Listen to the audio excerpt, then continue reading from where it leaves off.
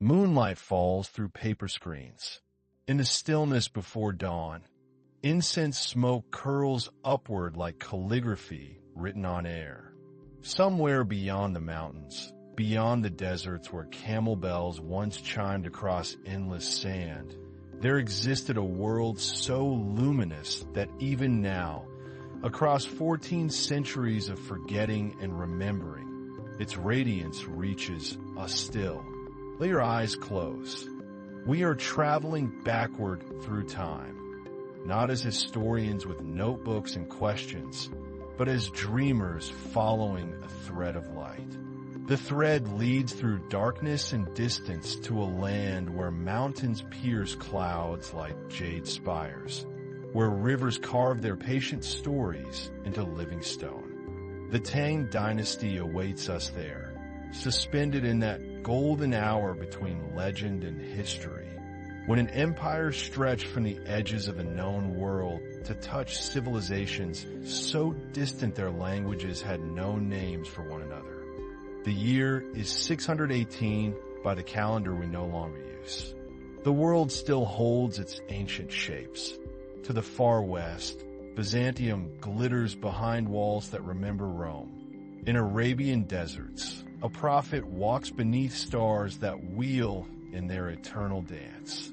Let your breath slow to the rhythm of distant drums, to the whisper of silk robes trailing through corridors where no footstep has sounded for 1,000 years.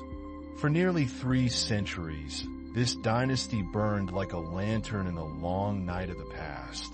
And even now its warmth lingers in the words of poems copied and recopied until the very ink seems woven from memory itself. Into this waiting moment steps a family. Their name is Li, and they carry within them the future like a seed that has not yet sensed the spring. Let your body settle deeper into softness. Feel the weight of limbs becoming liquid, becoming mist. Breathe in the fragrance of orange blossoms drifting through an imagined window.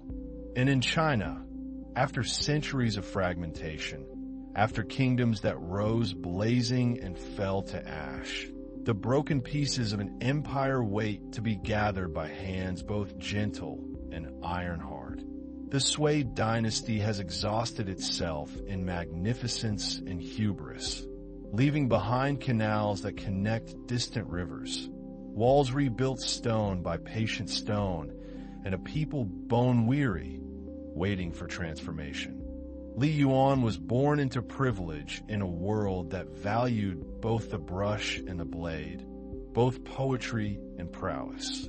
The year of his birth, 566, falls outside living memory, distant as a star. Listen for the rustle of silk, that particular whisper of fabric sliding over fabric. The future of a civilization hangs delicate as spider silk trembling in morning light. The Li family blood ran mixed, Chinese and foreign intermingling as blood does wherever cultures meet and mingle. Later, when legitimacy mattered, court scholars would trace elaborate genealogies connecting the Li to ancient sage kings, would claim descent from Laozi himself, that mysterious founder of Taoism who may or may not have existed, who may have been one man or many or none. His family made their home in the Northwest, that borderland where Chinese civilization pressed against the infinite grasslands, where farmers and nomads regarded one another across contested ground, where man learned to appreciate both the elegance of calligraphy and the clean arc of an arrow finding its mark. Li Yuan grew to manhood watching the Sui dynasty burn through its borrowed time. He served Emperor Wan, who unified China through ruthlessness tempered by administrative genius. He served Emperor Yang, whose grandiose dreams devoured resources like a fire consumes paper. The Sui accomplished miracles. Truth bends easily under the weight of ambition. What matters is that the Li family understood power in all its forms: military, cultural, political, mystical, and knew that a dynasty must claim not just territory, but the mandate of heaven itself, that ineffable approval that turned rebellion into restoration, murder into necessity. But every action has its price, and the Sui paid in blood and treasure they did not possess. Emperor Yang threw army after army against Goguryeo in Korea, watching them break against that kingdom's mountains like waves against cliff faces. The peasants bent under taxes that increased each year. They reconnected north and south through the Grand Canal, that colossal work of engineering that even today channels water through landscape. They rebuilt the Great Wall, stone upon stone under desert sun. They thrust Chinese power outward in all directions, subjugating kingdoms, demanding tribute, demonstrating strength. Li Yuan served as governor and general, positions that gave him perspective. He saw the empire from within its machinery. He understood where the gears caught and ground, where the oil ran thin, where catastrophic failure waited. In 616, rebellion erupted like plague, spreading from province to province. Warlords raised banners in every direction. The dynasty fragmented. Li Yuan found himself at a crossroads in that turbulent summer. He commanded troops at Taiyuan in Shaanxi province. The capital at Chang'an lay within reach, poorly defended, nearly undefended. The question was not whether the Sui would fall, but who would rise from its ashes. Traditional histories describe Li Yuan as cautious, reluctant, needing to be pushed toward destiny. 18 years old in 617, Li Shimin had already tasted battle and found he had an appetite for it. Charismatic, brilliant, ambitious beyond measure, he saw the board entire and understood the moves required. The accounts that survive are contradictory, layered with justification and myth, but the essential truth shines through. Corvée labor conscripted farmers from their fields to dig canals, build walls, construct palaces, until the social fabric began to tear. Emperor Yang retreated southward to his pleasure palaces, growing increasingly paranoid, increasingly isolated, until his own guards strangled him in his bath in 618. His son Li Shimin possessed no such hesitation. The rebellion, when it came, wore the mask of loyalty. Li Yuan claimed to support the young Sui heir, claimed only to oppose corrupt ministers. This fiction allowed the uncertain to join without the moral weight of regicide. His army swept south like wind across grassland. Chang'an's gates opened. By the 11th month of 617, Li Yuan occupied the capital. Li Shimin pushed, maneuvered, created circumstances that made rebellion not just possible, but inevitable. Whether he compromised his father through deliberate scandal or simply argued until resistance crumbled hardly matters. By the 5th month of 617, Li Yuan committed himself. But proclaiming a dynasty and actually ruling an empire are different undertakings entirely. As Emperor Gaozu settled upon the throne in halls still echoing with the ghosts of Sui emperors, he gazed out upon an empire that existed more in aspiration than in fact. Dozens of warlords controlled provinces and regions. Some commanded armies larger than his own. In the 5th month of 618, the pretense ended. The last Sui emperor abdicated. Li Yuan ascended the throne as Gaozu, elevated progenitor, founder of the Tang dynasty, named for his hereditary title. The mandate had passed. A new age began, though few recognized it yet. The consolidation of Tang power consumed 6 years, from 618 to 624. These years blurred together in constant movement, armies marching across plains and through mountain passes, sieges laid and broken, battles won and lost and won again, negotiations conducted in tent and palace, marriages arranged to seal alliances, surrenders accepted and appointments made. Some controlled territories richer and more populous. A proclamation means nothing without the power to enforce it, and power must be built sword stroke by sword stroke, alliance by careful alliance. Li Shimin commanded armies with an instinct that seemed almost supernatural. He understood cavalry warfare with the intimacy of one raised on the northwest frontier where survival depended on horsemanship. He knew when to attack and when to wait, when to show mercy and when to be merciless as winter. One by one, the rival warlords fell or submitted. Some were defeated in battle and absorbed into Tang's service.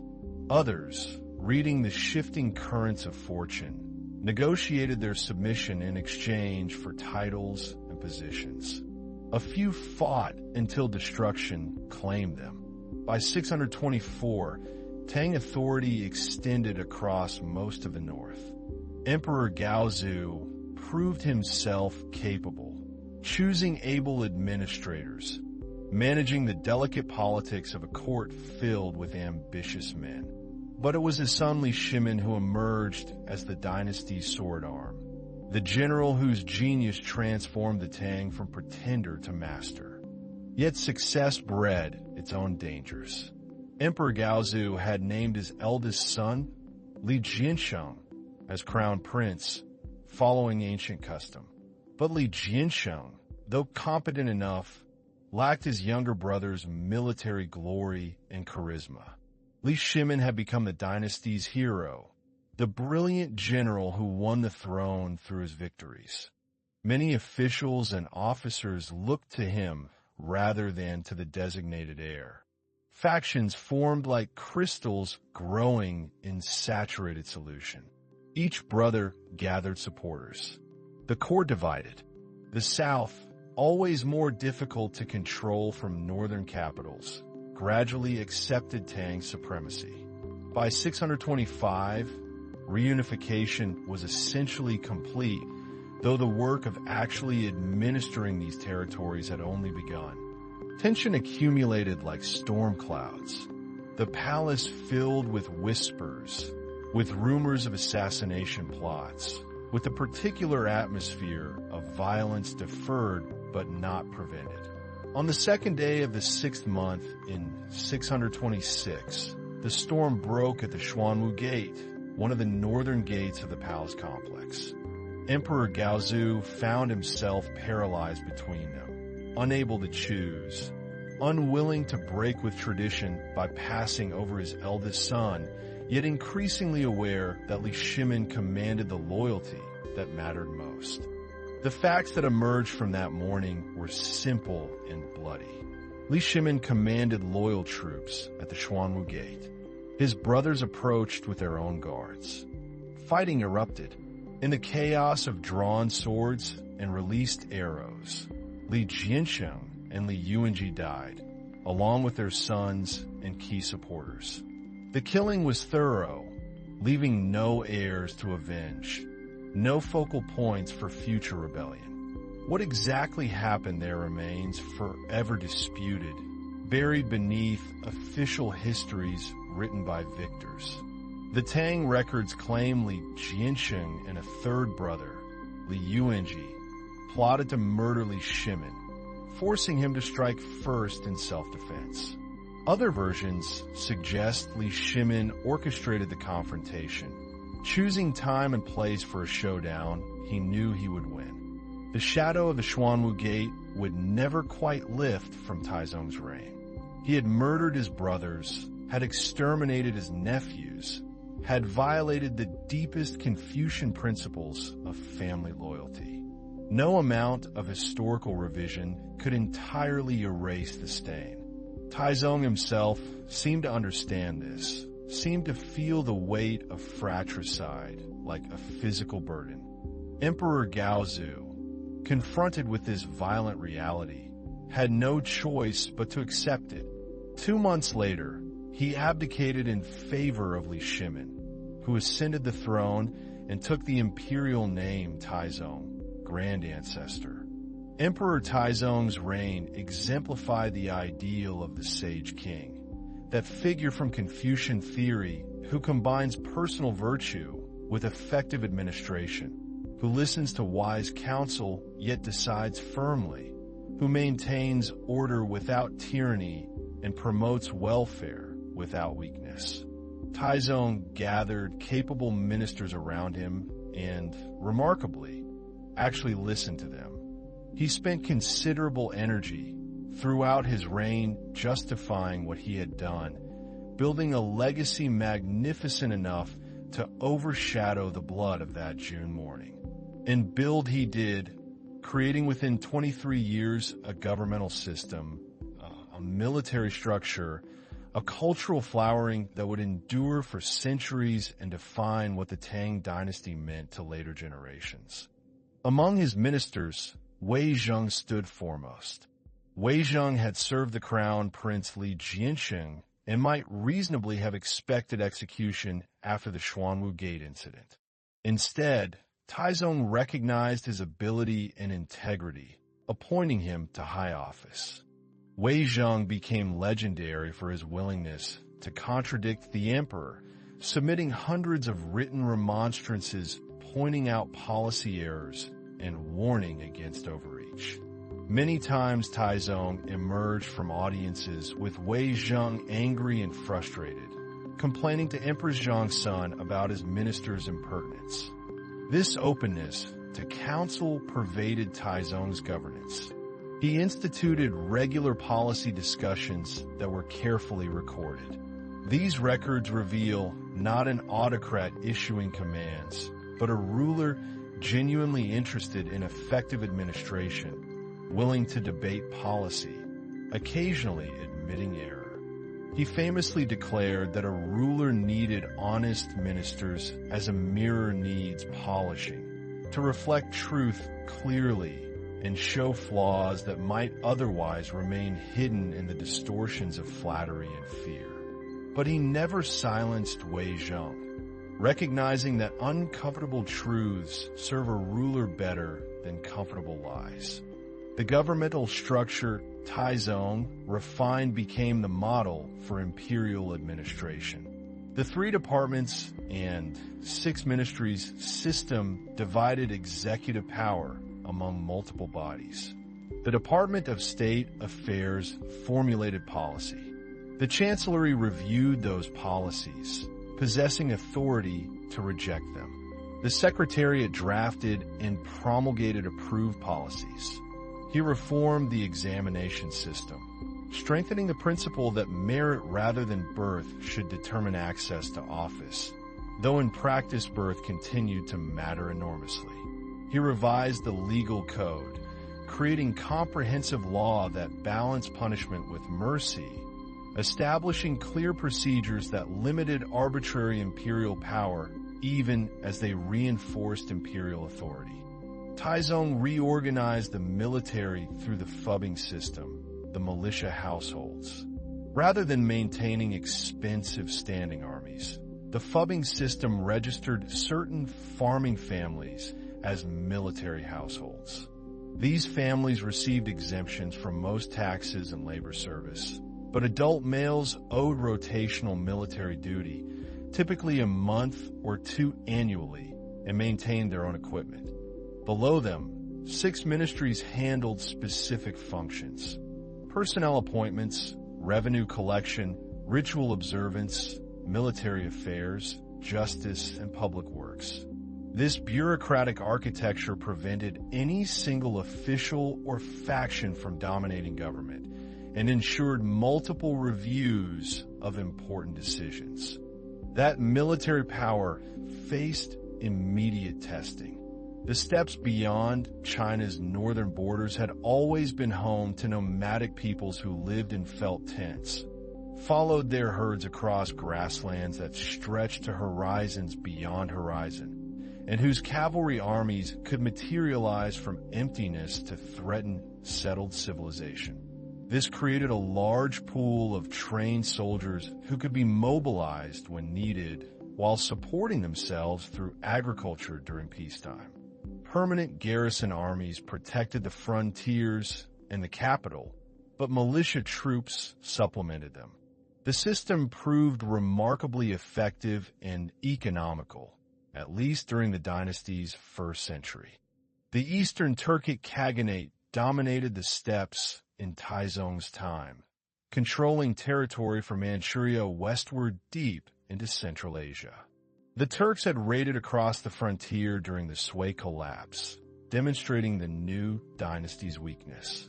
In 626, just weeks after Taizong took the throne, a Turkish army advanced to Chang'an's very walls. 3 years later, in 629, the Eastern Turkic Khaganate fractured in civil war. Taizong dispatched General Li Jing with an army that crossed the frozen Gobi Desert in winter, an unexpected campaign that caught the Turks unprepared. Li Jing's forces struck like lightning from clear skies, routing Turkish armies and capturing the Khagan himself. The victory transformed everything. The Eastern Turkic Khaganate collapsed. Rather than attempting direct rule over the steppes, an enterprise that had always ended badly for Chinese dynasties, Taizong created a client state, granting the title of Khagan to a Turkish leader who acknowledged Tang supremacy. Taizong, lacking sufficient forces to drive them away militarily, rode out to meet the Turkish Khagan at the Wei River just outside the capital. There, on horseback, two rulers negotiated. Taizong agreed to pay tribute, a humiliating acknowledgement of Turkish power. But he bought time to consolidate his rule, strengthen his armies, prepare for the reckoning he knew must come. Over the following years, Tang armies campaigned across Inner Asia. They defeated or subordinated the various Turkish and Mongolic peoples of the steppes. They established control over the oasis city-states of the Darim Basin, bringing the Silk Road under Tang protection. They defeated the Tuyuhun Kingdom on the Tibetan Plateau's northeastern edge. They intervened in Korea, attempting to conquer Goguryeo, though this ambition proved harder to achieve than Taizong anticipated. By the middle of Taizong's reign, the Tang Empire dominated East Asia. Envoys from kingdoms across the known world traveled to Chang'an to pay tribute. This pattern would characterize Tang foreign policy: flexible hegemony through alliances, client states, and military pressure rather than direct administration. As Tang political and military power expanded, its cultural brilliance intensified. Chang'an grew into the largest city in the world, a sprawling metropolis of perhaps 1 million people during Taizong's reign, even more in the decades that followed. The emperor styled himself Son of Heaven, ruler of China, and also Heavenly Khagan, supreme leader of the steppe peoples. This dual identity reflected the Tang's cosmopolitan character, their ability to bridge Chinese and inner Asian political cultures. At the city's northern end stood the imperial palace complex, its great gates opening onto boulevards wide enough for armies to parade. The palace was a world unto itself. Audience halls with pillars like ancient trees, residential quarters arranged according to cosmic principles, offices filled with clerks and archives, gardens with artificial mountains and lakes that reflected clouds, temples where prayers rose like incense smoke. The city was laid out in perfect geometry, straight avenues running north to south and east to west, dividing the urban landscape into walled ward compounds that were locked at night. This grid pattern symbolized Tang rationality and order, the Confucian dream of harmony made manifest in stone and timber. South of the palace, the city stretched in orderly blocks. The eastern and western markets served as commercial centers, vast enclosed areas bustling from dawn to dusk. Merchants displayed goods from across Eurasia. Chinese silks gleamed beside Persian carpets. Indian spices perfumed stalls near stacks of Korean paper. Arab traders haggled in marketplaces where languages mingled like water from different streams, meeting and mixing. Wine shops offered vintages from distant provinces. Thousands lived within these walls. The imperial family, court officials, palace guards, servants, artisans, cooks, gardeners, musicians, all the vast human machinery required to support the sacred person of the emperor and administer an empire. Buddhist temples rose throughout the city, the pagodas pointing toward heaven like fingers. Taoist abbeys nestled in quieter districts. Small communities of foreign religions found space within Chang'an's cosmopolitan embrace. Zoroastrian fire temples where Persian merchants worshipped, Manichaean meeting houses, even an Nestorian Christian church, and a small Jewish community. Restaurants served foods that reflected every corner of the empire and beyond. Northern wheat noodles and southern rice. Roasted lamb seasoned with Central Asian spices, pickled vegetables that could survive long journeys, fresh fish from the Wei River. Emperor Taizong patronized Buddhism extensively despite his family's claimed descent from the Taoist sage Laozi. In 645, the monk Xuanzang returned to Chang'an after 16 years traveling through Central and South Asia. Xuanzang had departed China illegally, leaving without imperial permission to undertake a pilgrimage to India. This religious diversity reflected deliberate Tang policy. The dynasty was confident enough in its identity to welcome diverse traditions, recognizing that different teachings served different purposes and could coexist without necessarily threatening social order. The emperor provided Xuanzang with a state-sponsored translation bureau, funding a team of scholars and scribes who would spend the next 20 years rendering Buddhist texts into elegant Chinese. Xuanzang's translations became fundamental to Chinese Buddhism. He crossed deserts and mountains, studied at great Buddhist universities, visited holy sites, and collected hundreds of Sanskrit texts. Taizong greeted him warmly, fascinated by his accounts of foreign lands, eager to support his work translating Sanskrit scriptures into Chinese. The Tang court's support for Buddhism served multiple purposes. Buddhism was an international religion, followed across Asia, making it useful for diplomatic and cultural relations. Buddhist monasteries provided education, medical care, and social welfare services. His travel account became one of the most popular books in Chinese literature, though later retellings transformed it into fantasy. The famous journey to the West with its magical adventures. Alongside Buddhism, Taoism flourished, benefiting from imperial patronage. Taoist priests conducted ceremonies at court. Taoist texts were studied and debated. Taoist alchemists searched for the elixir of immortality, their experiments contributing to advances in chemistry and medicine, though often with unfortunate results when emperors actually consumed their concoctions. Buddhist festivals added color and meaning to ritual life, giving common people occasions for celebration beyond the often dry Confucian state ceremonies. Yet the dynasty carefully regulated Buddhist institutions, requiring monasteries to register and monks to receive official certificates. This supervision prevented the Buddhist establishment from becoming too independent or wealthy. Confucianism remained the foundation of the governmental system and examination curriculum. Officials were expected to master the Confucian classics and embody Confucian virtues. The state ritual calendar centered on Confucian ceremonies, sacrifices to heaven and earth, to imperial ancestors, to the spirits of soil and grain. This religious and philosophical pluralism characterized the Tang spirit. The dynasty was confident enough to welcome diverse traditions, recognizing that different teachings served different purposes.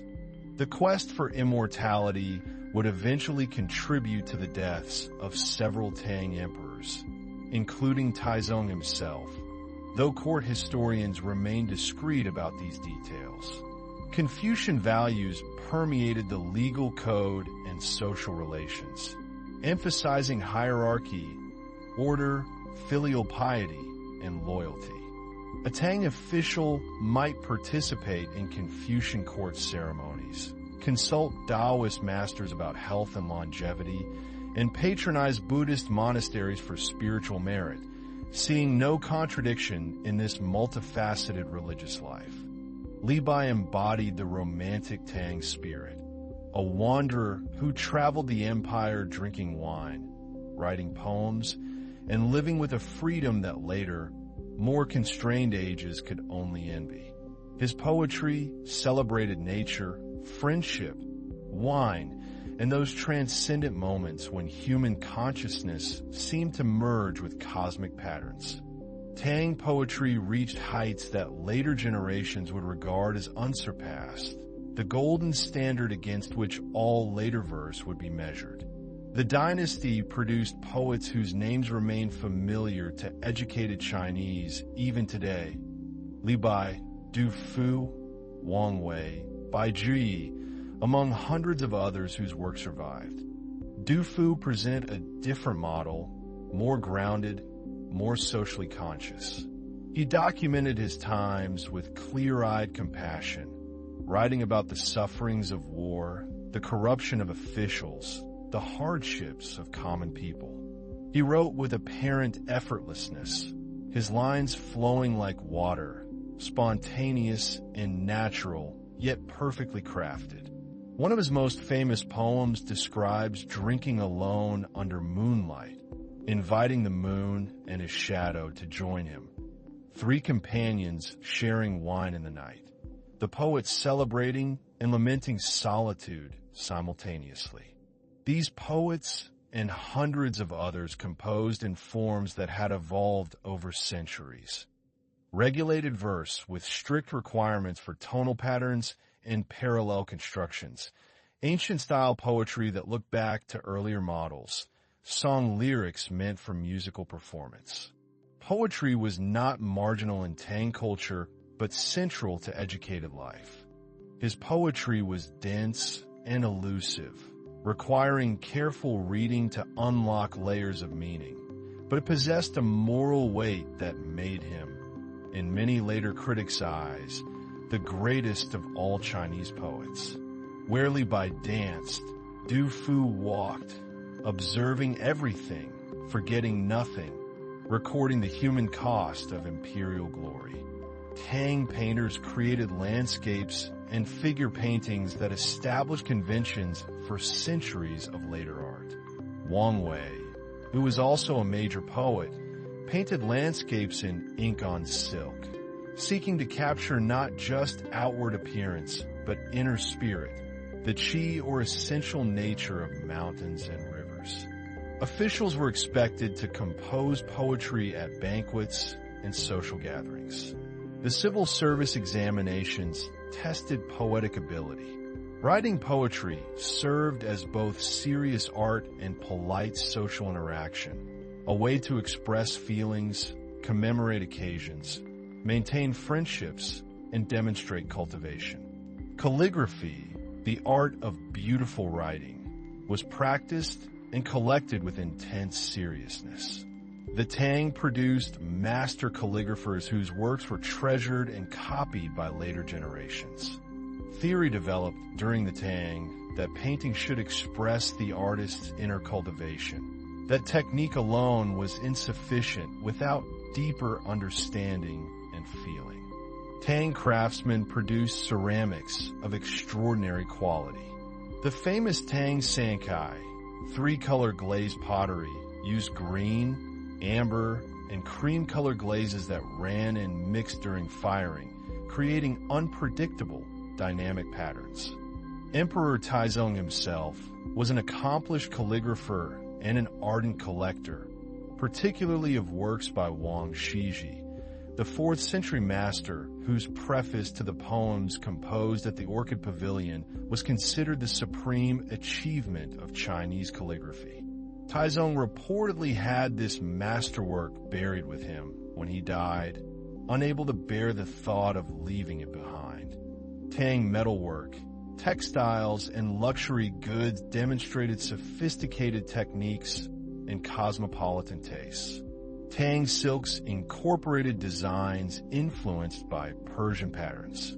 Tang mirrors were engraved with intricate designs, sometimes incorporating foreign motifs. These pieces were buried with the dead as part of elaborate tomb assemblages that included ceramic models of houses, horses, camels, servants, musicians, and dancers. Entire miniature worlds meant to serve the deceased in the afterlife. Music and dance flourished at the Tang court and in the cities. The court maintained large musical establishments with hundreds of performers trained in various traditions. Some music was Chinese, using traditional instruments like the zither and bamboo flute. Some was foreign, performed on instruments and in styles from Central Asia, India, or Korea. The performing arts were not restricted to the elite. Cities had entertainment districts where common people watched acrobats, jugglers, storytellers, puppet shows, and theatrical performances. Music echoed from wine shops and restaurants. Festivals filled streets with dancers and musicians. Gold and silver vessels showed shapes and decoration borrowed from Central Asian and Mediterranean sources, transformed through Tang aesthetic sensibilities into something distinctly Chinese yet globally connected. Tang audiences appreciated this variety, enjoying Korean drum dances, Central Asian whirling dancers, and Chinese zither music with equal enthusiasm. Emperor Taizong died in the 5th month of 649, succumbing to illness at the age of 51. His final years have been troubled by failing health and frustration over his army's failure to conquer Goguryeo in Korea. But his legacy was secure. Tang urban life possessed a vibrancy and openness that contrasted with the more restrictive character of some later dynasties. Taizong was succeeded by his 9th son, Li Ji, who took the imperial name Gaozo. The new emperor was 21 years old, mild-mannered and reportedly often sickly, hardly the commanding figure his father had been. The senior ministers who had served Taizong expected to continue dominating policy, guiding the young emperor as they thought appropriate. He had consolidated the Tang dynasty, expanded its territories, reformed its government, and established patterns of rule that would guide the empire for generations. Later historians would regard him as one of the greatest emperors in Chinese history, a model ruler whose reign exemplified sage kingship despite the violence that had brought him to power. Wu Zhao entered the imperial palace as a low-ranking concubine of Emperor Taizong when she was 13 years old. Beautiful, intelligent, and ambitious, she attracted the attention of the crown Prince Li Ji. After Taizong's death, when palace women without sons were customarily sent to Buddhist convents to live out their days as nuns, Wu Zhao managed to return to the palace as a concubine of the new Emperor Gaozo. But they had not reckoned with a force that would transform the reign and ultimately reshape the dynasty itself. A woman named Wu Zhao, known to history as Wu Ziqian, the only woman to rule China as emperor in her own right. Wu Zhao rose swiftly through the palace hierarchy. She bore Gaozong's sons, enhancing her position. She formed alliances with officials who resented the domination of the old guard ministers from Taizong's reign. She proved herself extraordinarily intelligent, politically astute, and utterly ruthless when necessary. How exactly she accomplished this remains unclear, though later sources claim that she and Li Ji had carried on an affair while Taizong lived, a relationship that violated fundamental taboos but established a bond that would eventually elevate her to supreme power. As empress, Wu did not simply occupy herself with palace affairs, but involve herself directly in state business. Emperor Gaozong suffered from chronic headaches and periods of temporary blindness, ailments that incapacitated him for days or weeks. During these episodes, Empress Wu handled government business on his behalf, reading reports, making decisions, issuing orders. The couple began to be called the Two Saints, as if they ruled jointly. Officials who opposed Wu Zhao's influence found themselves dismissed, demoted, or in extreme cases imprisoned or executed. Wu Zhao built a network of supporters, promoting men of talent regardless of their backgrounds, often favoring those from southern families over the northwestern aristocracy that had dominated the early Tang court. By 655, she had maneuvered Gaozong into deposing his empress and making Wu Zhao empress in her place, a shocking move that required overcoming fierce opposition from senior officials. Even when Gaozong recovered, he continued to rely on Wu Zhao, giving her access to state documents and authority no empress consort had previously wielded. This period saw continued military expansion. Tang armies campaigned in the Korean peninsula, finally conquering Goguryeo in 668 after decades of intermittent warfare. The Darien Basin came fully under Tang control. She expanded the examination system, making it easier for men without family connections to enter government service, creating a class of officials who owed their positions to her patronage. But expansion carried costs. Maintaining garrisons across such vast territories required enormous resources. The frontier armies grew larger and more permanent, undermining the Fubbing militia system. The generals who commanded these forces accumulated dangerous power, controlling troops increasingly loyal to their commanders rather than to the distant court. Chinese power reached its greatest geographical extent, stretching from the steppes of Mongolia to the plateaus of Tibet, from the Korean peninsula to Central Asian oases that touched the frontiers of the Islamic world. The seeds of future problems were being sown, even as the empire appeared most powerful. For several years, she maintained this fiction, but in 690, at the age of 65, Wu Zhao took the final step. She proclaimed herself emperor, not empress or empress dowager, but Huangdi, the title that meant ruler, son of heaven, supreme authority. She declared the Tang dynasty suspended and established a new dynasty, the Zhou, claiming to restore an ancient ruling house. Emperor Gaozong died in the 12th month of 683. His heir, the crown prince who became Emperor Zhongzong, lasted only 6 weeks on the throne before Empress Wu, now Empress Dowager Wu, forced him to abdicate in favor of his younger brother, who became Emperor Ruizong. But Ruizong was emperor in name only. Wu Zhao held real power, ruling as regent through a compliant puppet. She became Emperor Wu Ziqian, the only woman in Chinese history to openly claim the imperial throne in her own name. But Wu Zetian did not merely seize power.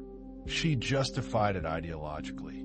She patronized Buddhism lavishly, and Buddhist supporters produced texts claiming that she was a reincarnation of a bodhisattva, a future Buddha destined to rule as a universal monarch. These texts reinterpreted Buddhist teaching to argue that women could attain enlightenment and rule righteously. The usurpation shocked many traditionalists. Confucian ideology held that women should obey first their fathers, then their husbands, then their sons. Women might wield power behind the scenes as empress dowagers or regents, but they were not supposed to rule openly as sovereigns. Wu Zetian's claim to the throne violated fundamental principles about gender and political authority. She also promoted Confucian learning, though in ways that serve her purposes. She expanded the examination system further, using it to recruit officials loyal to her rather than to the old aristocratic families. She encouraged the compilation of new ritual texts that could accommodate female rule. Wu Zetian's reign from 690 to 705 was marked by efficient administration and continued prosperity, but also by political terror. She relied on a network of secret police and informers who reported on potential opposition. Accusations of treason or sedition could result in torture, forced suicide, or execution, not just of the accused, but of their families. Wu Zetian built magnificent Buddhist monuments, including spectacular cave temples at Longmen, where a colossal Buddha was carved in her likeness. She demonstrated through effective administration that gender need not determine competence in governance. Yet for all the terror, the empire functioned. The economy continued to grow. Trade flourished. The borders remained mostly secure. Common people, largely unaffected by palace intrigues and elite political struggles, likely experienced Wu Zetian's reign as simply another period of Tang prosperity.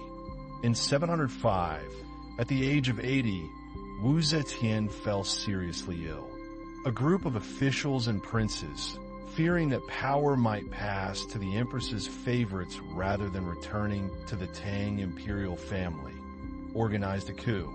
They burst into the palace, killed Wu Zetian's most trusted advisors, and forced the elderly empress to abdicate. Prominent families from the old northwestern aristocracy suffered particularly, as Wu Zetian systematically dismantled the power base that had supported the early Tang. The machinery of government that Taizong had created proved robust enough to function regardless of who sat on the throne. Wu Zetian died later that year.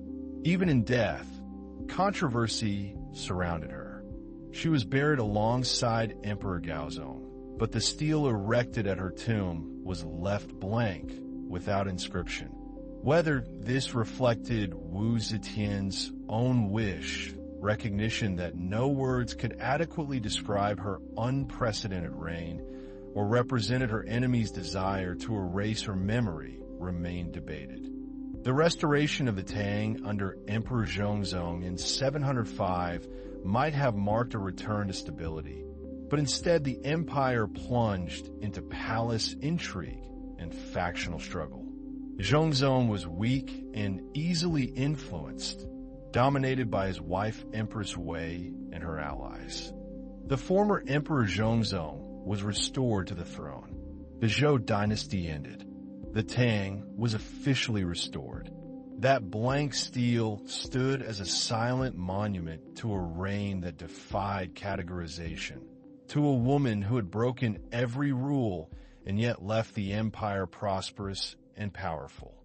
In 710, Emperor Zhongzong died suddenly, probably poisoned by Empress Wei and her daughter, Princess Annal, who hoped to install a puppet emperor they could control.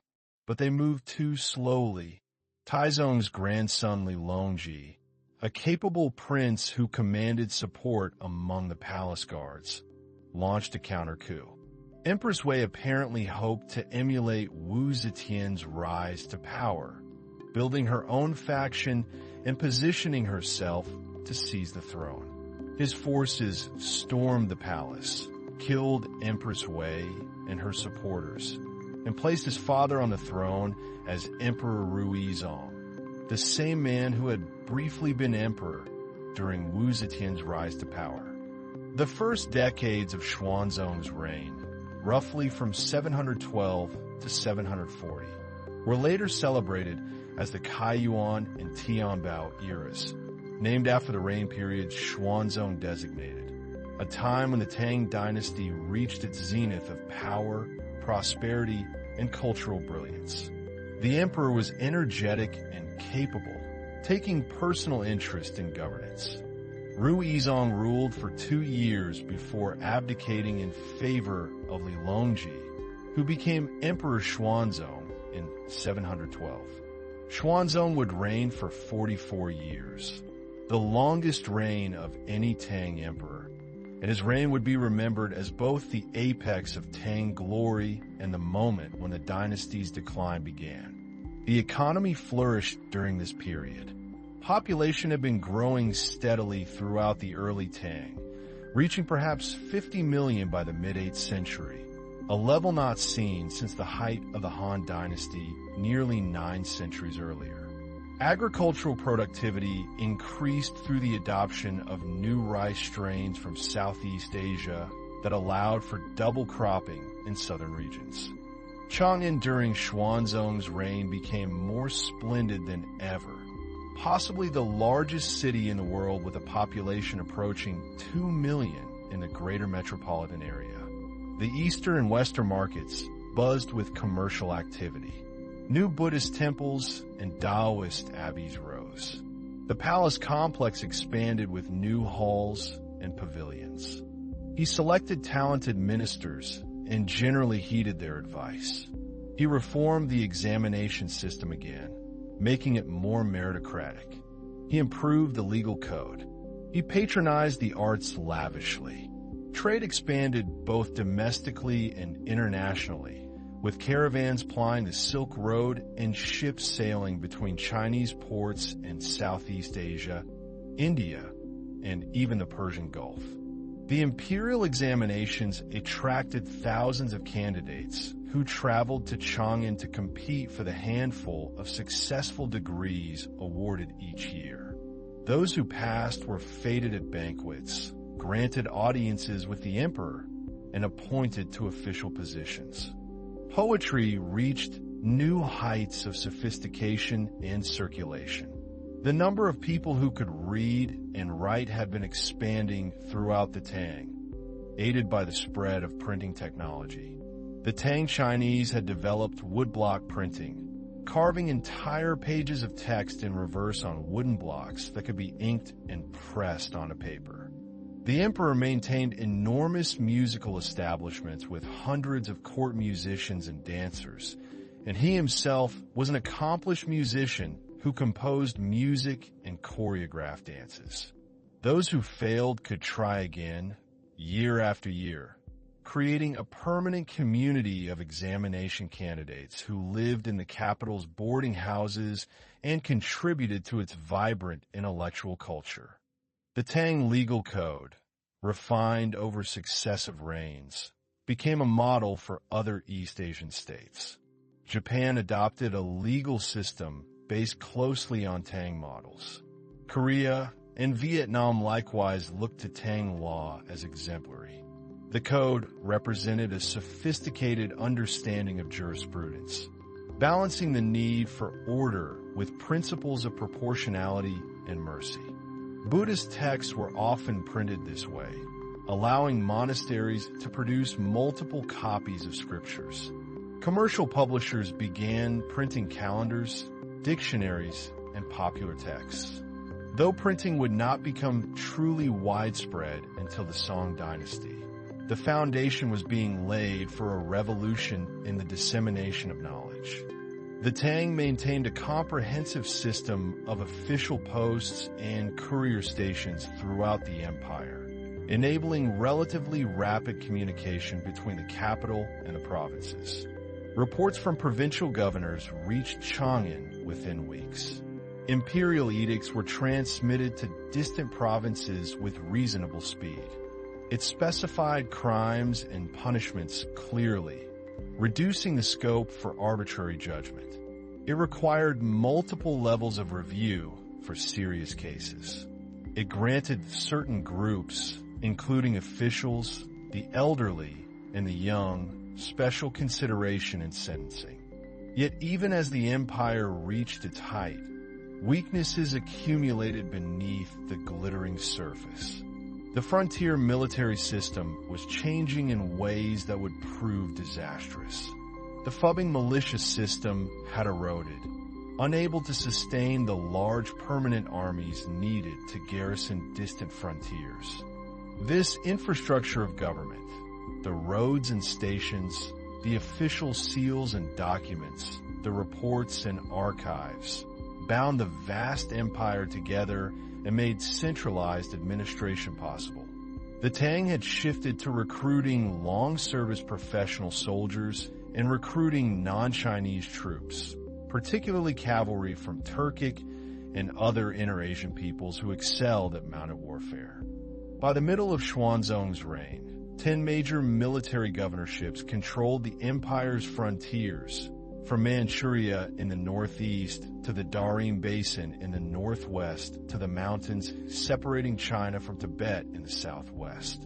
Together, these commands controlled perhaps 500,000 soldiers, the great majority of the Tang's military strength.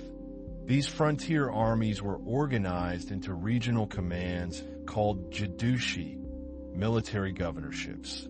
The military governors commanded large forces, controlled significant territories, and had considerable autonomy from the central government. In theory, they answered to the emperor, but in practice, at such distances from Chang'an, they exercised nearly independent authority. The generals who commanded them were among the most powerful men in the empire, and several were not Chinese but Sogdians, Turks, or other inter-Asians who had entered Tang service. In the 730s and 40s, as Xuanzong aged, his attention to governance waned. The energetic young emperor had become complacent, increasingly absorbed in his private pleasures and increasingly detached from the daily business of administration. One of these generals was Enlil Shan, a man of Sogdian and Turkic ancestry who had risen through the ranks to command the 3 northeastern military governorships. Enlil Shan was a skilled commander and a shrewd political operator. He cultivated influence at court, befriending powerful eunuchs and officials, and most critically, winning the favor of Emperor Xuanzong himself. Yang Guifei entered Xuanzong's life when the emperor was in his 60s and she was in her early 20s. She had originally been married to one of the emperor's sons, but Xuanzong became besotted with her and maneuvered to have her divorce his son and become an imperial consort. Yang Guifei herself was reportedly kind and without great political ambition, more interested in music, dance, and palace life than in power. But her relatives were less scrupulous. Her cousin Yang Guozhong became chancellor and systematically enriched himself and built a powerful faction at court. Other Yang family members held important military and civil positions. A critical factor in this transformation was his infatuation with a woman named Yang Yuhuan, better known as Yang Guifei, honored consort Yang, who would become one of the most famous and tragic figures in Chinese history. By 745, Yang Guifei dominated the emperor's affections, and her family members received high office and enormous wealth. Enlil Shan cultivated a relationship with Yang Guifei and her family, visiting the capital regularly, bringing gifts, demonstrating loyalty.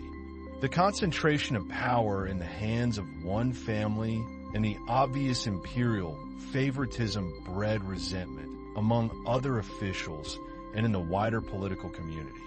Behind his mask of loyalty, Lu Shan was growing restive.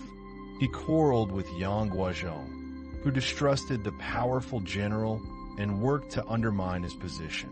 Lu Shan commanded an army of over 100,000 men, battle-hardened troops fiercely loyal to their general. He controlled territories far from Chang'an, where central authority was weak. In the 11th month of 755, Lu Shan rebelled, declaring that he was marching on the capital to rid the court of corrupt ministers, specifically Yang Guozhong. His army swept southward from the northeast, encountering little effective resistance. He ingratiated himself with Emperor Xuanzong, playing the jovial, bluff soldier, even participating in a mock ceremony in which Yang Guifei adopted Lu Shan as her son, an absurd piece of theater given that Lu Shan was older than Yang Guifei, but one that symbolized the ties binding the general to the imperial favorite. And he possessed ambitions that extended beyond mere generalship. The Tang court had allowed the military forces in the interior provinces to atrophy, concentrating military power on the frontiers, which meant that when a frontier army rebelled, few forces were available to stop it. The Tang court panicked. Emperor Xuanzong dispatched whatever forces could be mustered, but they proved inadequate. Lu Shan's veteran troops crushed the hastily assembled Tang armies. Within weeks, Lu Shan's forces had captured Luoyang, the secondary Tang capital in the east. By the first month of 756, he proclaimed himself emperor of a new Yin dynasty, reviving an ancient name associated with the northeast. His armies continued westward toward Chang'an. The journey became a nightmare. The emperor's entourage, thousands of courtiers, guards, and servants, struggled along mountain roads in summer heat. Food ran short. Discipline broke down. The guard blamed Yang Guozhong for the disaster that had befallen the empire. By the 6th month of 756, with rebel forces approaching Chang'an, Emperor Xuanzong fled the capital, heading southwest towards Sichuan, the mountainous province that had served as a refuge for dynasties in crisis for over 1,000 years. At a post station called Mawei Slope, the guards mutinied, killed Yang Guozhong and his family members, and demanded that Yang Guifei also die, claiming that the emperor's infatuation with her had distracted him from governance, and thus caused the rebellion. The Lu Shan rebellion raged for 8 years, from 755 to 763, though Lu Shan himself did not live to see its end. He was murdered by his own son in 757, and his son was in turn killed by one of Lu Shan's generals, Shi Siming, who took over the rebellion. Shi Siming was then murdered by his own son in 761. Emperor Xuanzong, powerless before his own mutinous troops, had no choice. Yang Guifei was strangled with a silk cord in a Buddhist shrine at Mawei Slope. The emperor continued his flight to Sichuan, a broken man. His son took command of the resistance, and Xuanzong effectively abdicated, though he retained the title of retired emperor. The Tang dynasty survived the rebellion, but was fundamentally altered. The new emperor Suzong rallied loyalist forces and gradually pushed back against the rebels, retaking Chang'an and Luoyang, though only with the help of foreign allies. The Tang called upon the Uyghurs, a Turkic people who had established a powerful khaganate on the northern steppes, to send cavalry to aid in the fight against the rebels. The Uyghurs obliged, but at great cost. Their soldiers sacked Luoyang when they retook it, carrying off vast wealth. They demanded enormous payments from the Tang court. The rebel leadership dissolved in a spiral of treachery and parricide, but the rebellion continued, fed by regional grievances, by the breakdown of central authority, and by the simple fact that hundreds of thousands of soldiers on both sides had no other livelihood than warfare. They gained trading privileges that allowed Uyghur merchants to dominate certain sectors of the Chinese economy.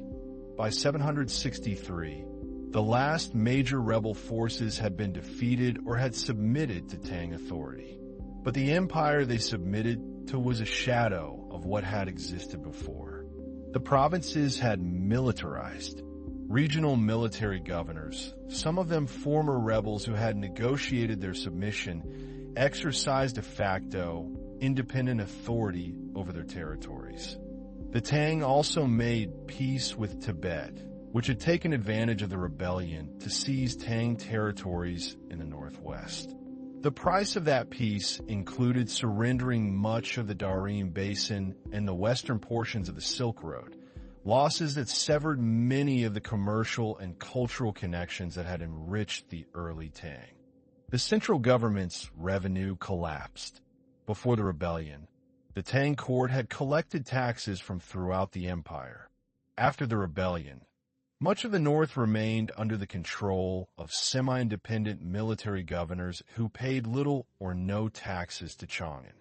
They collected taxes and retained revenues that should have gone to the central government. They commanded armies loyal to them personally. They passed their positions to their sons or subordinates regardless of central government approval. The catastrophic population loss during the rebellion compounded the fiscal crisis. The empire's population in 755 had been approximately 50 million. By 764, the registered population had fallen to around 17 million. Many had died in the fighting, the famines, and the epidemics that accompanied the rebellion. The court was forced to rely increasingly on revenues from the south, particularly the Yangtze River Valley, which had not experienced fighting and which had continued to prosper. The social and psychological impact was equally devastating. The Tang dynasty had seemed eternal, its power unquestionable, its culture supreme. The rebellion shattered that illusion. The empire's vulnerability had been exposed. The social order had broken down. Millions had died or been displaced. Yet the dynasty endured for another century and a half after the rebellion, limping forward through a combination of institutional resilience, geographic extent, and the lack of any viable alternative.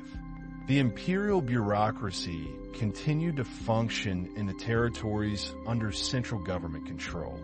Examinations were held and officials appointed.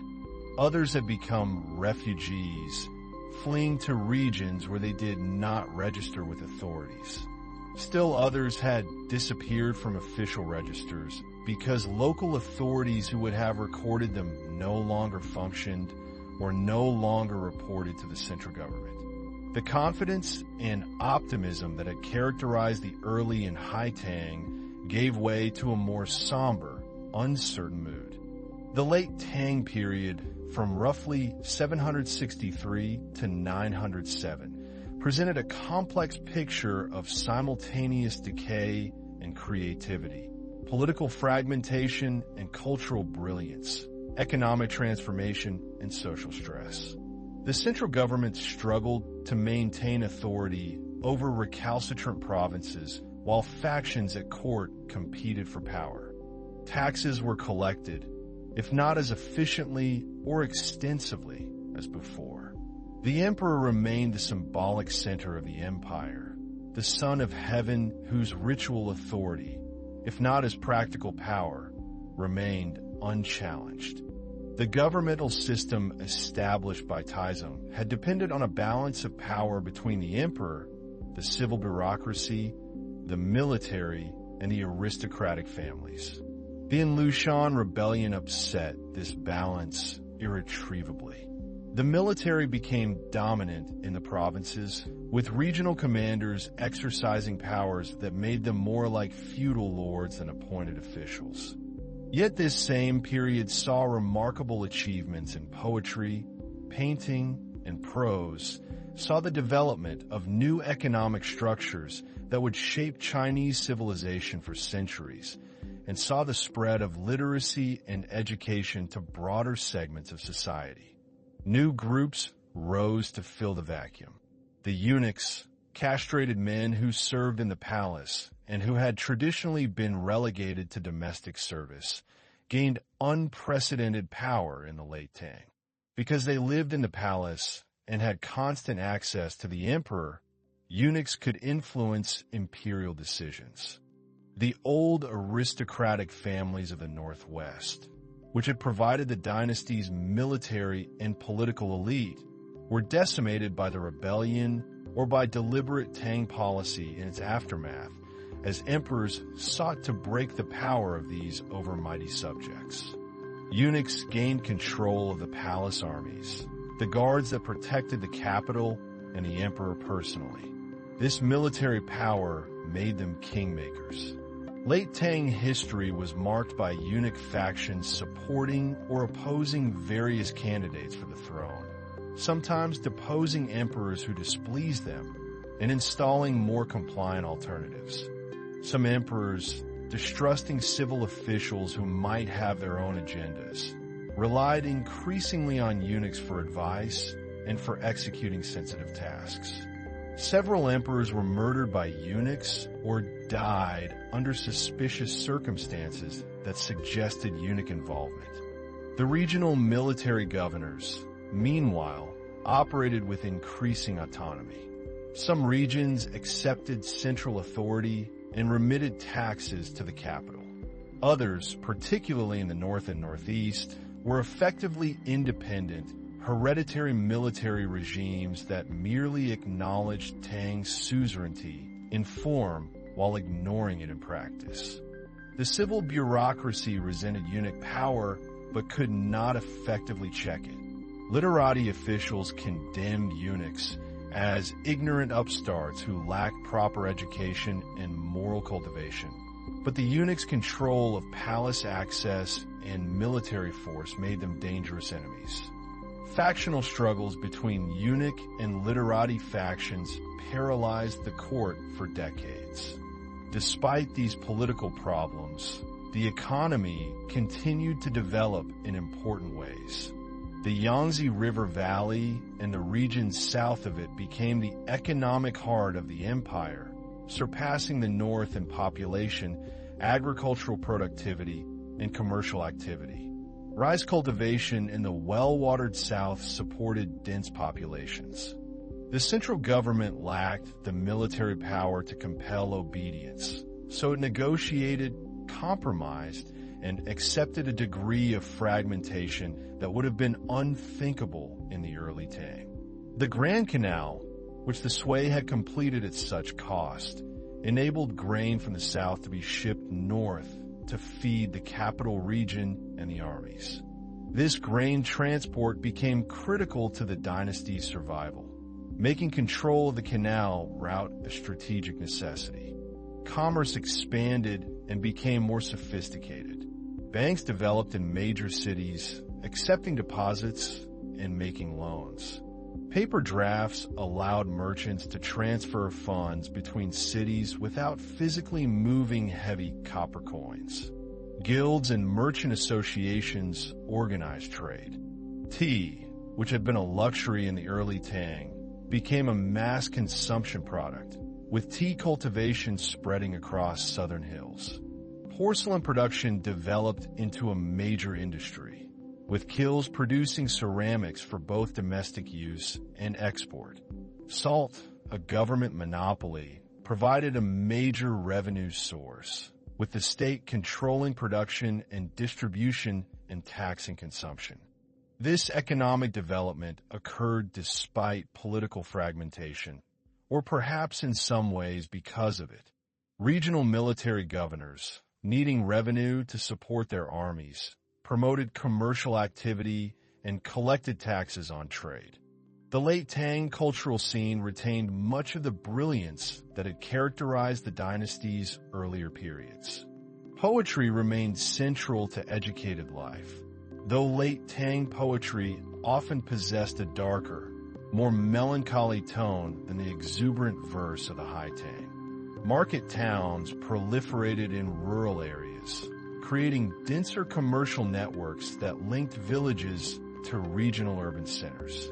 The central government, desperate for funds, encouraged commerce and developed new tax systems based on property and commercial activity rather than the old per capita taxes that had been undermined by population displacement and register manipulation. Li Shangyin and Du Mu, among others, wrote with dense elusiveness and subtle ambiguity, their poems requiring repeated reading to unpack layers of meaning. Buddhist and Taoist thought continued to evolve. Chan Buddhism, known in the West by its Japanese name Zen, developed into a major school that emphasized meditation and direct experiential understanding over textual study and ritual. Chan monasteries became influential centers of culture, attracting poets and painters as well as monks. Prose fiction began to develop beyond the brief anecdotes and ghost stories of earlier periods into longer, more complex narratives.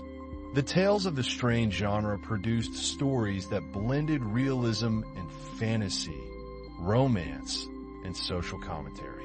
Some of these tales circulated in manuscript among the educated elite.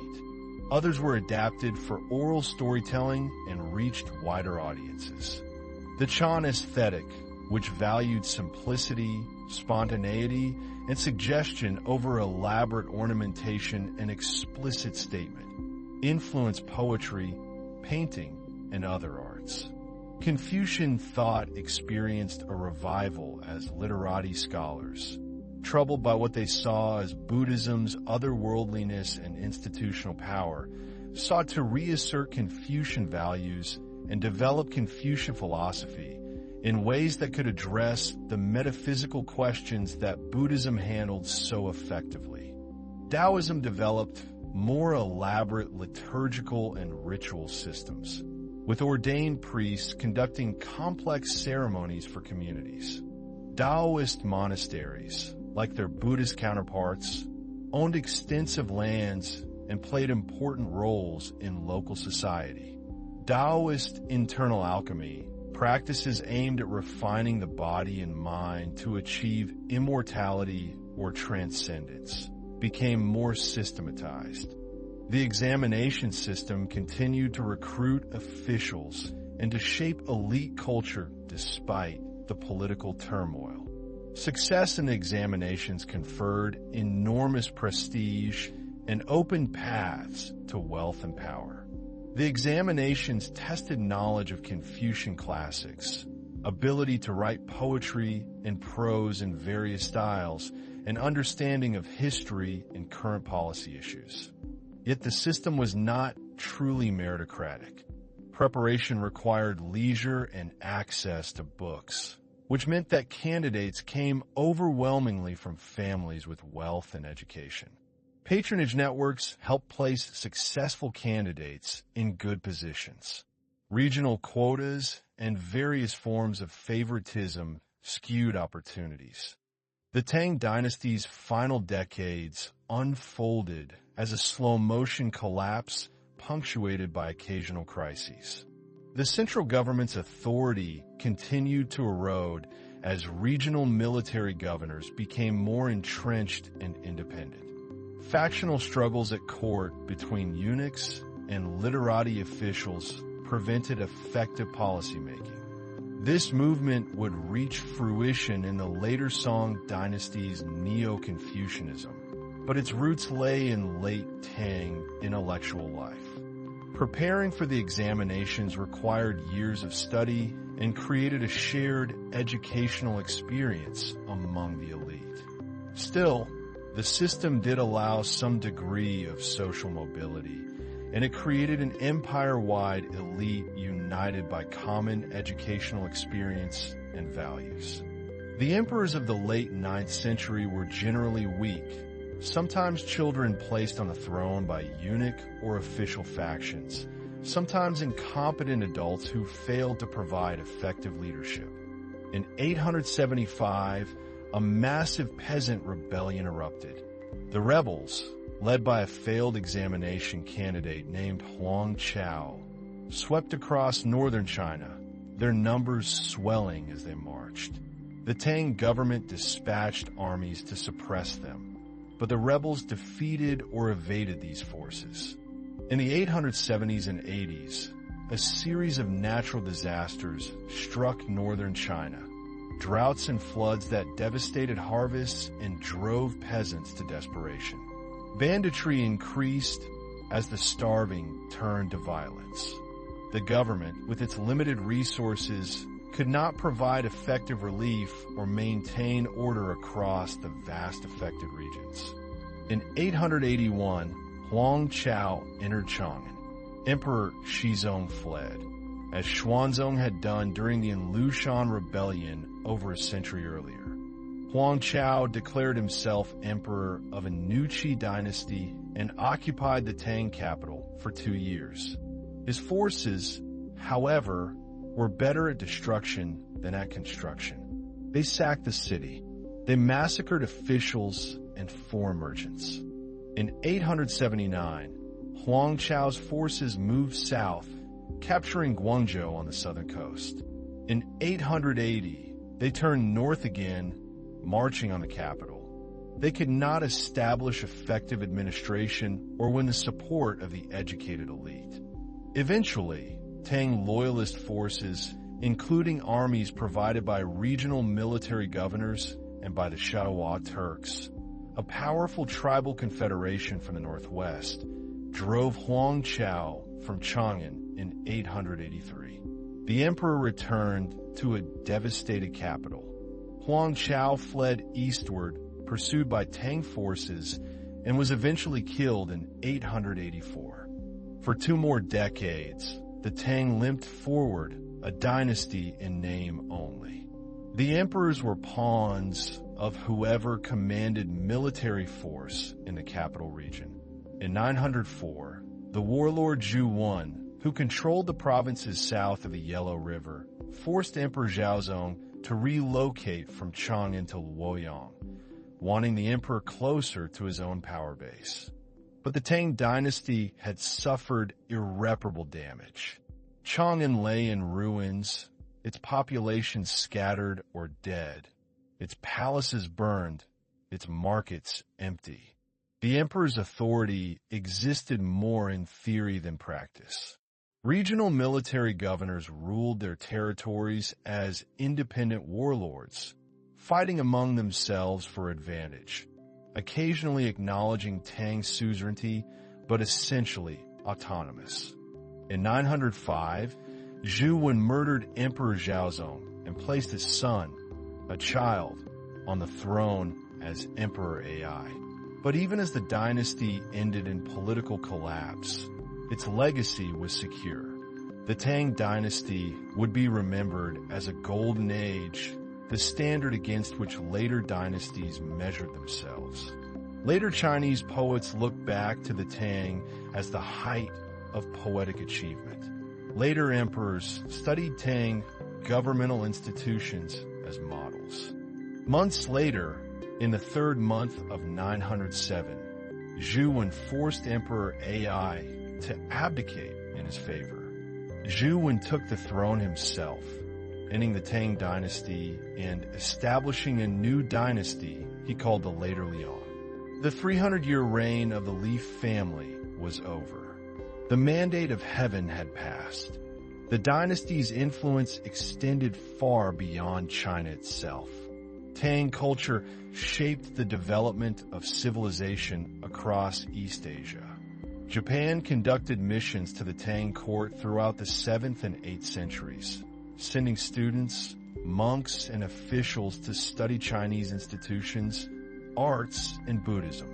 When these missions returned, they brought with them Chinese governmental systems, architectural styles, urban planning principles, and cultural practices that were adapted to Japanese conditions. The Japanese imperial capital at Nara was modeled on Chang'an. Japanese Buddhism was deeply influenced by the schools that flourished during the Tang. The Tang's cosmopolitanism, its confidence, its cultural creativity, its military power, all became objects of nostalgia and aspiration. Japanese poetry adopted Chinese forms and aesthetics. Vietnam, which was directly ruled by Chinese dynasties, including the Tang, for much of the first millennium, naturally absorbed Chinese cultural patterns deeply. Korea, both before and after the unification of the peninsula under the Silla Kingdom with Tang help, absorbed Tang cultural influences extensively. Korean officials studied at Tang schools. Korean monks traveled to China to study Buddhism. The Korean governmental system incorporated Tang institutional models. Korean elites wrote in classical Chinese and studied Chinese texts. The Silk Road, which flourished under Tang protection during the dynasty's first century and a half, transmitted Chinese goods, ideas, and technologies westward while bringing foreign influences eastward. Chinese silk remained prized in the Islamic world and beyond. Chinese ceramics found markets across Eurasia. Even after gaining independence from China in the 10th century, Vietnam retained Chinese governmental structures, Confucian ideology, examination systems, and literary culture, adapting them to local conditions but maintaining the fundamental framework. The Tang dynasty's religious tolerance and cosmopolitanism allowed unprecedented cultural exchange. Buddhist monks from India and Central Asia taught in Chinese monasteries. Persian Zoroastrians, Manichaeans, Jews, and Nestorian Christians established communities in Tang cities. Muslim merchants settled in Guangzhou and other ports. The governmental institutions that the Tang developed or refined became fundamental to later Chinese imperial administration. The examination system, which selected officials based on demonstrated learning rather than solely on birth, though with all its limitations and inequities, represented an attempt to base government on merit that influenced later dynasties and eventually inspired Western civil service systems. Papermaking, which the Chinese had invented centuries before the Tang, spread westward, reaching the Islamic world during the Tang period and eventually Europe. Printing technology would follow a similar path. This exchange enriched Chinese culture while spreading Chinese cultural influences to other civilizations. The Tang's economic policies and innovations, from the salt monopoly to the development of paper money precursors, from the encouragement of commerce to the promotion of new crops, influenced Chinese economic development for centuries. Culturally, the Tang's achievements in poetry, painting, calligraphy, ceramics, and other arts provided models and inspiration for later generations. Tang poets remain the gold standard against which later poets measured themselves. Tang aesthetic principles continued to influence Chinese arts. The legal code principles, the bureaucratic structures, the ritual systems, all persisted in modified form through subsequent dynasties. The shift in economic center from north to south, which accelerated during the Tang, particularly during and after the Lushan Rebellion, established patterns that would characterize later imperial China. As we drift now toward the gentle close of this long journey through Tang history, let your mind linger on images that have passed before us like scenes painted on silk, fading softly into memory. The Tang's cultural confidence, its ability to absorb foreign influences while maintaining Chinese identity, its celebration of both refined culture and frontier vigor, created an image of Chinese civilization at its height. Imagine the palace in early morning, courtiers waiting in the dawn light for the emperor to hold audience, the silence broken only by the occasional call of a bird or the rustle of silk robes. Picture the great capital of Chang'an in its glory days, its wide avenues stretching in perfect geometry, lined with trees that rustled in the breeze, its markets filled with merchants from every corner of the known world, their voices mingling in a dozen languages, the air scented with spices and incense, with roasting meat and fresh bread, with the earthy smell of silk and the sharp tang of tea. See in your mind the poet Li Bai standing on a riverboat at night, cup of wine in hand, looking up at the moon reflected on the water, composing lines that would still be read 1,000 years later. Picture the examination halls during the spring tests. Hundreds of candidates bent over their papers, brushes moving across the white surface, creating characters that might lead to glory or condemn to another year of study and another attempt. Picture the Buddhist monasteries in the mountains, their courtyards peaceful and ordered, the sound of chanting drifting from the halls, monks copying scriptures with patient attention, preserving knowledge through changing times. See the merchants' caravans setting out from the western gates of Chang'an, camels and horses laden with silk and ceramics, beginning the long journey across the deserts and mountains of the Silk Road toward distant markets where Chinese goods were treasured.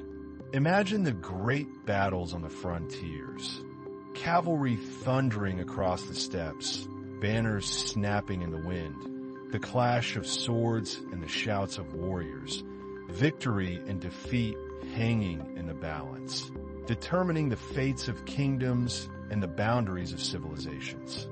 See the village festivals in the spring, peasants celebrating the planting season, drums beating, dancers whirling, children running and laughing, the endless cycle of agricultural life continuing as it had for generations and would for generations more.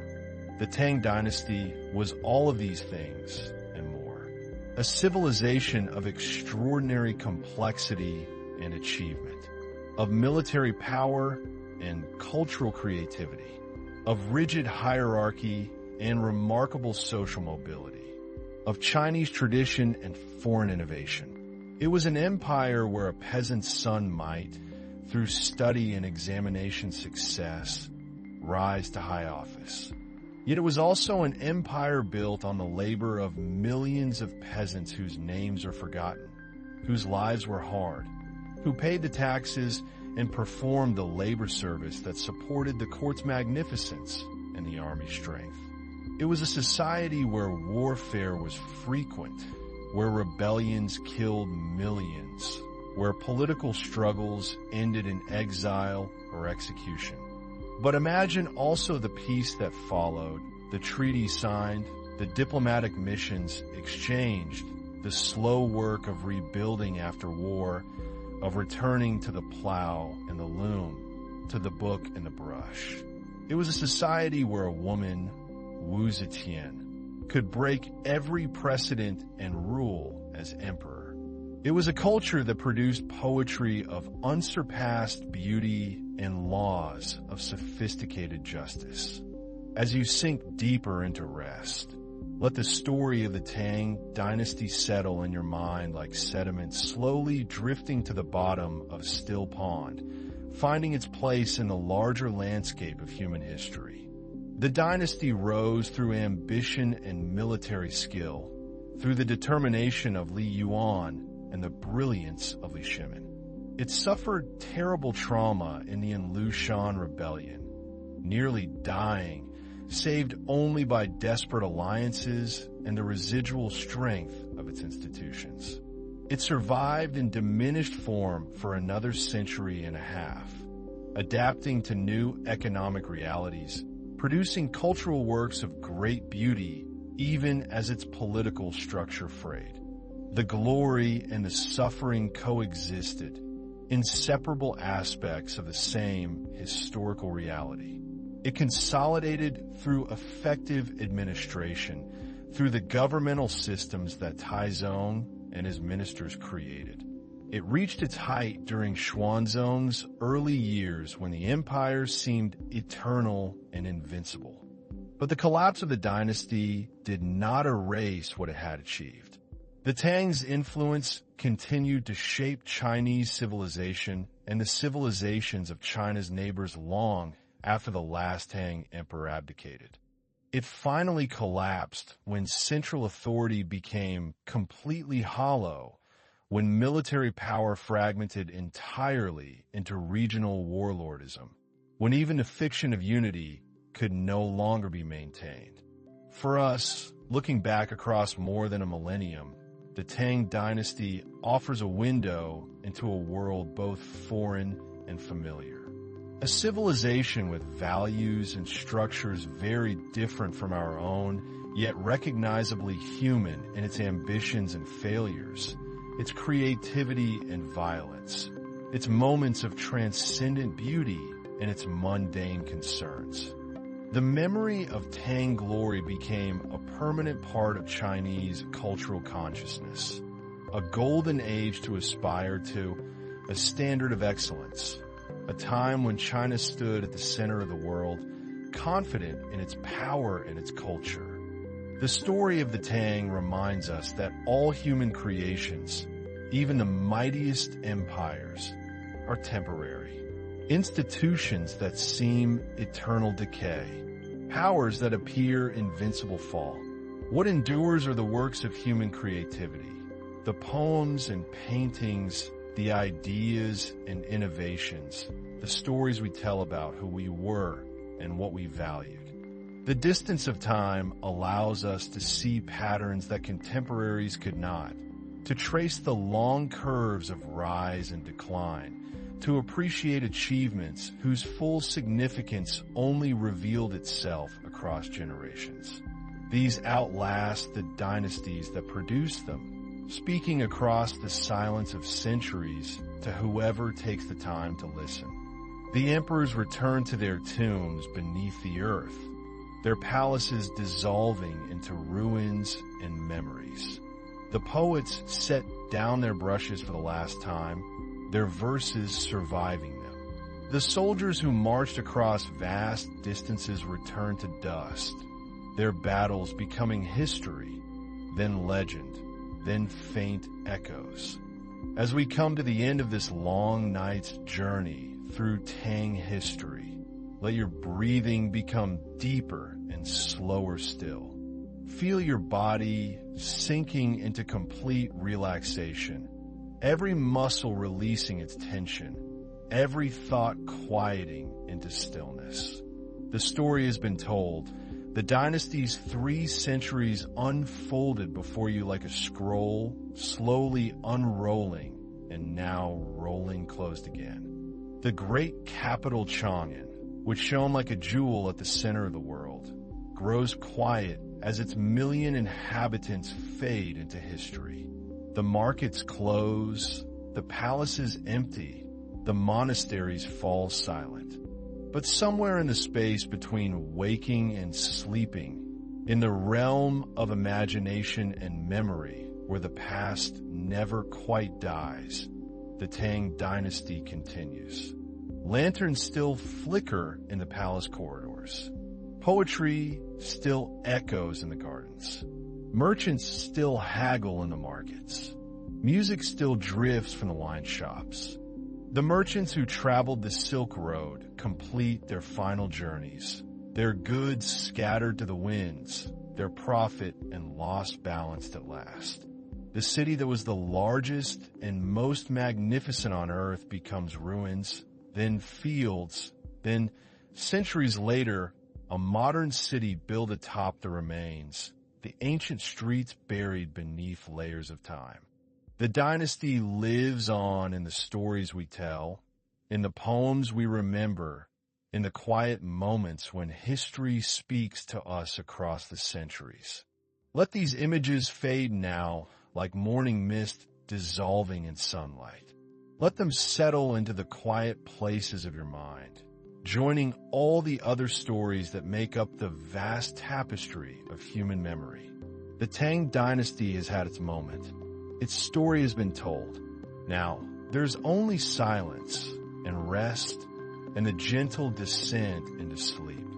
The lanterns dim, the voices fade, the past recedes, and you drift, peaceful and still, into dreams that may or may not remember the empire that once was, the dynasty that rose and fell like all things must, leaving behind only fragments, a poem, a painting, a name carved in stone, a memory that lingers like perfume in an empty room. Sleep now. The journey is complete.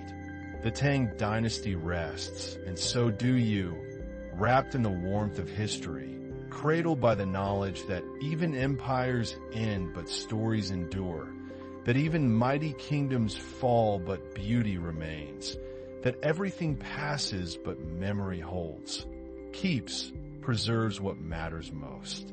The night deepens, your breath slows, the story ends, and in the ending there is